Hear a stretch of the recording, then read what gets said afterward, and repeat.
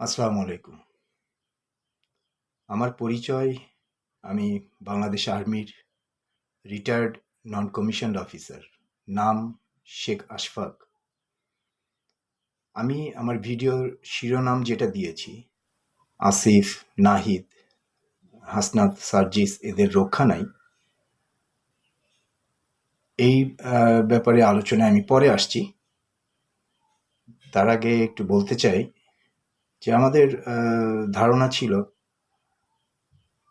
এই নতুন প্রজন্ম, আমরা যাদেরকে জেন জি বলে ট্রিট করি, তারা সম্ভবত রাজনীতি বিমুখ, দেশপ্রেম তেমন একটা নাই, এরকম একটা ধারণা ছিল যে তারা সারাদিন অনলাইন নিয়ে পড়ে থাকে। কিন্তু এই জুলাই আগস্টের গণ অভ্যুত্থানে আন্দোলনে তারা যে প্রতিবাদ করেছে, অন্যায়ের প্রতিবাদ করেছে রাস্তায় নেমে, এটা দেখে আমরা অভিভাবকরা যথেষ্ট আশ্বস্ত হয়েছি। তো আমি এই ছাত্র সমাজের সেই আন্দোলনের সময় ওদের কিছু উক্তি আপনাদের আবার একটু মনে করিয়ে দিতে চাই। যেমন আমাদের মাননীয় উপদেষ্টা আসিফ মাহমুদ শপথ গ্রহণের ২-১ দিন পরেই বলেছিলেন, যখন সরকারি কর্মচারীরা, পুলিশ কোনো ফাংশন করছিল না, তখন উনি বলেছিলেন গভর্নমেন্ট এমপ্লয়ি কেউ যদি তার দায়িত্ব সঠিকভাবে পালন না করেন, তাদের বিরুদ্ধে ব্যবস্থা নেওয়া হবে। তো আমরা সাধারণ জনগণ কিন্তু চাই সেটা, এবং সেটা ইফেক্টিভ হোক, সেটা দেখতে চাই। আমাদের গভর্নমেন্ট এমপ্লয়ি, আপনারা বেতন নিবেন অথচ কাজ করবেন না, আর যেটুকু করবেন সেটুকু আমরা আপনাদের কাছে কাজের জন্য গেলে নির্লজ্জের মতো ঘুষ চাইবেন, আর আপনাদেরকে কোনো জবাবদিহিতায় আনা হবে না, এটা তো হতে পারে না। এই দেশে অনেক শিক্ষিত বেকার যুবক আছে, সরকারি কর্মচারী সে যেই হোক, টপ টু বটম, সচিব থেকে পিয়ন পর্যন্ত, কেউ অনিয়ম করবে, সেটা যদি প্রমাণিত হয়, তার কঠিন সাজা দিতে হবে, প্রয়োজনে তাকে চাকরিচ্যুত করতে হবে। সেই জায়গায় আমাদের দেশে অনেক শিক্ষিত বেকার যুবক আছে, তাদের কর্মসংস্থান করে দিতে হবে। আমি বাংলাদেশ আর্মির একটা উদাহরণ দেই। এটা আমি দেখেছি, যেই ব্যাটালিয়নের কমান্ডার যত স্ট্রিক্ট, সেই ব্যাটালিয়নে অফেন্স কম হয়। স্ট্রিক্ট বলতে এমন না যে অফিসার স্যারেরা একদম সৈনিকদের উপর স্ট্রিম রোলার চালিয়ে দিচ্ছেন, তা না। উইদিন আর্মি রুলস রেগুলেশনস, তার ভিতরে থেকেই ওনারা কমান্ড করেন, এবং অফিসাররা সৈনিকদের যথেষ্ট ভালোবাসেন। এরপরেও কেউ যদি অপরাধ করে ফেলে, তাকে আর্মির রুলস অনুযায়ী যে পানিশমেন্ট হওয়ার কথা সেটাই দেওয়া হয়। ইনকেস উনি যদি কোনো কনসিডারেশনের মাধ্যমে কম সাজা দেন, আর সেটা যদি তার ব্রিগেড কমান্ডার বা ডিভিশন কমান্ডারের কাছে যায়, সেখানে ওই ব্যাটালিয়ন কমান্ডারকে ব্রিগেড কমান্ডার বা ডিভিশন কমান্ডারের কাছে জবাবদিহি করতে হয়। তাতে তার রেপুটেশন খারাপ হয়ে যেতে পারে। রেপুটেশন খারাপ হলে তার প্রমোশনে ইফেক্ট পড়তে পারে, তার ইউএন মিশনে যাওয়ার সিরিয়ালে ইফেক্ট পড়তে পারে। সো এই রিস্কে কেউ যান না। অপরাধ করেছে, সেই অপরাধ অনুযায়ী আর্মি রুলস অনুযায়ী যে পানিশমেন্ট আছে তাকে সেটাই দেওয়া হয়। আর এটাতে সবচাইতে বড় যেটা, সেটা হচ্ছে দৃষ্টান্তমূলক পানিশমেন্ট হলে অন্যান্য সৈনিকরা সেটা দেখে শিক্ষা নেয়। তো সিভিল প্রশাসন, পুলিশ, সব জায়গাতেই এইসব রুলস রেগুলেশন প্রায় সেম, কিন্তু সিভিলে সেটা ইমপ্লিমেন্ট হচ্ছে না, আর্মিতে সেটা হচ্ছে। যার জন্য আর্মি বা সশস্ত্র বাহিনী এত ডিসিপ্লিন ওয়েতে চলে। এরপর সার্জিস একটা কথা বলেছিলেন আন্দোলনের 5 আগস্টের পরপরই, যে সরকারি কর্মচারীদের উদ্দেশ্যে বলেছিলেন, আপনারা এখনো কি করে ঘুষ চান? হ্যাঁ, এদের কম বয়স, এদের মনে হবে এত প্রাণের বিনিময়ে আমরা দ্বিতীয় স্বাধীনতা অর্জন করলাম, এরপরে সরকারি কর্মচারী সবাই সঠিক নিয়মে কাজ করবে। ভাই সার্জিস, আমার তো অভ্যাস হয়ে গেছে ঘুষ নেওয়া, অনিয়ম করা, দুর্নীতি করা অভ্যাস হয়ে গেছে। আমি এসব করেই মাসে বেতন বাদেও আমি ক্ষেত্র বিশেষে 5,000, 10,000 থেকে 1 লাখ, 1 কোটি পর্যন্ত আমার ইনকাম হয়। সো আমি এটা তো নিজে থেকে ছেড়ে দিব না। হ্যাঁ, আমাকে যদি গভর্নমেন্ট বাধ্য করতে পারে যে আমি এটা অনিয়ম দুর্নীতি করলে, চুরি করলে, সেটা প্রমাণিত হলে আমার চাকরি থাকবে না, সেটা যদি হয় তাহলে তখন হয়তো আমি চিন্তা করব যে না, যদি চাকরি চলে যায় তাহলে মাস গেলে যে বেতনটা পাচ্ছি সেটাও পাবো না। তখন হয়তো আমি চিন্তা করব যে এই অনিয়ম দুর্নীতি চুরি করা যাবে না।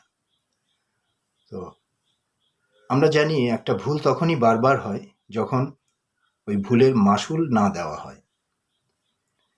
তো আমরা এক্সপেক্ট করি সাধারণ জনগণ আগামীতে সেই যে দৃষ্টান্তমূলক ভুলের মাসুল যেন দৃষ্টান্তমূলক হয়, যেটা দেখে বাকি সবাই শিক্ষা নিবে। একেবারে টপ টু বটম, সচিব থেকে পিয়ন পর্যন্ত, নো মার্সি। আদারওয়াইজ আপনারা যেটা বলছেন বা রাজনৈতিক দলগুলো আপনারা যেটা বলছেন যে উন্নত সভ্য রাষ্ট্র গঠন করবেন, কখনোই সেটা সম্ভব না। একটা রাষ্ট্র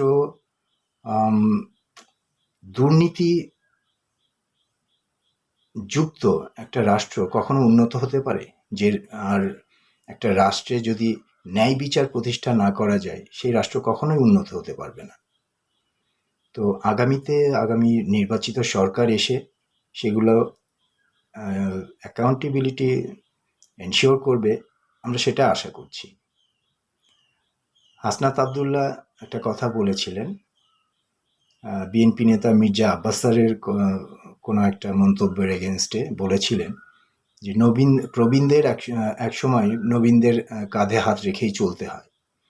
হাসনাতের কথাটা আমার খুব ভালো লেগেছিল। হ্যাঁ, হাসনাত, প্রবীণরা নবীনদের কাঁধে হাত রেখে চলতে চায়, চলবে, যদি নবীনরা ন্যায় এবং সততার সাথে থাকে। এরপরেও এটা আপনারাও ছাত্র সমন্বয়করাও আপনারা স্বীকার করবেন যে অভিজ্ঞতার একটা মূল্য আছে। আর্মিতে একটা প্রবাদ আছে যে লং সার্ভিস গুড আইডিয়া, এর খুব একটা ভালো এক্সাম্পল আছে। এটা যদি ভিডিওটা বড় হয়ে যাবে, যার জন্য আমি এখন আর বলছি না, পরে কোনো এক সময় বলবো। এছাড়া সিভিলেও আপনি দেখেন, যে কোনো চাকরির সার্কুলারে দেখেন, এখানে কিন্তু মেনশন করা থাকে যে অভিজ্ঞদের প্রায়োরিটি দেওয়া হবে। সো এই যে নবীন আর প্রবীণ কালেকটিভ কম্বিনেশনে রাষ্ট্র পরিচালনা করতে হবে, তাহলে আমরা খুব সহজে আমাদের কাঙ্ক্ষিত লক্ষ্যে পৌঁছাতে পারব। এরপর আমরা দেখেছি আমাদের ছোট ছোট স্কুল কলেজের ছাত্রছাত্রীরা 5 আগস্টের পর আওয়ামী লীগের ওই কথাটার উত্তর দিয়ে গেছে। ওরা কথাটা ছিল যে হাসিনার বিকল্প কে আছে, বাংলাদেশে হাসিনার বিকল্প নাই। তাই ছোট বাচ্চারা দেয়াল লিখনিতে ওরা বলে গেছে বিকল্প আমি বা আমরা। অসাধারণ মানসিকতা। আর একটা ঘটনা আমি একটু স্মরণ করিয়ে দিই, সেটা হচ্ছে জুলাই আগস্ট আন্দোলন চলাকালীন জুলাই মাসেই 5 আগস্টের আগে আমাদের কোনো একটা ছাত্রী, স্কুল বা কলেজের ছাত্রী হবে, কম বয়স। সে মিডিয়ার সামনে বলেছিল যে হাসিনাকে মাননীয় প্রধানমন্ত্রী বলতে আমার রুচিতে বাধে। আসলে ওরা দেখেছে যে আমাদের রাষ্ট্রপ্রধান একজন প্রতারক, মিথ্যাবাদী, চরম দুর্নীতিবাজ, অত্যাচারী, যার জন্য ওদের ভিতরে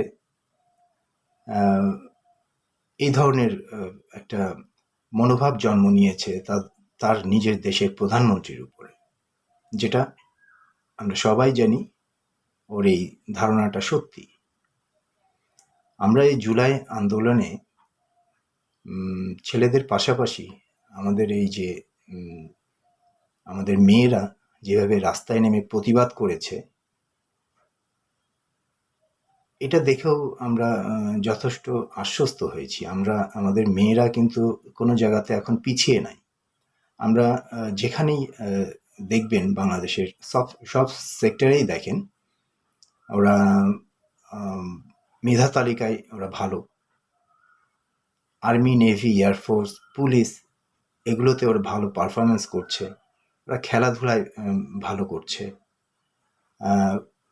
গার্মেন্টস সেক্টরে দেখেন নারী শ্রমিকগুলো, ওদের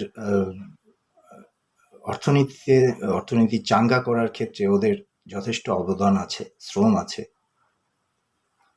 ইভেন আমি দেখেছি কর্পোরেট অফিসগুলোতেও মেয়েদের পারফরমেন্স খুবই ভালো।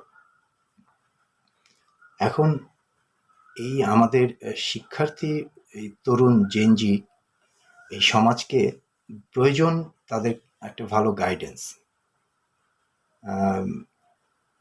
সেটা আমি বোঝাতে চাচ্ছি যে ভালো একটা সরকার প্রধান, তাহলে এরা খুব সহজেই এদেরকে একটু ভালো গাইড দিতে পারলে এরা সহজেই নিজেদেরকে এস্টাবলিশ করতে পারবে, পাশাপাশি দেশের উন্নয়নে ওরা যথেষ্ট অবদান রাখতে পারবে। বিএনপি নেতা রিটায়ার্ড মেজর হাফিজ স্যার বলেছিলেন বিএনপি ক্ষমতায় গেলে সব ছেলেদের বাধ্যতামূলক মিলিটারি ট্রেনিং প্রদান করা হবে। আমি বলবো, এটা আমার ব্যক্তিগত ধারণা, মতামত, আমি বলবো ছেলেদের পাশাপাশি মেয়েদেরকেও এই ট্রেনিংয়ে ইনক্লুড করা হোক। মেয়েদেরকে অ্যাটলিস্ট ফিজিক্যাল ট্রেনিংটা না হলেও আর্মি ফায়ার ট্রেনিং যেটা আছে সেটা তাদেরকে দেওয়া যেতে পারে, এবং সেটা এসএসসি পাশের সাথে সাথে ফায়ার ট্রেনিংটাও তারা পাশ করবে। এসএসসি এই জন্য বলেছি যে এসএসসি আমরা দেখেছি এসএসসির পর অনেক মেয়েদের বিয়ে হয়ে যায়, লেখাপড়া থেকে ছিটকে পড়ে, সাংসারিক প্রয়োজনে তারা কর্মক্ষেত্রে যোগদান করে,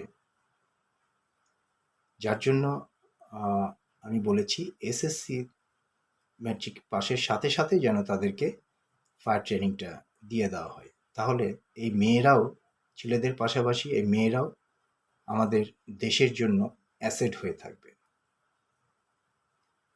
হ্যাঁ, আমাদের এই ছাত্র সমন্বয়করা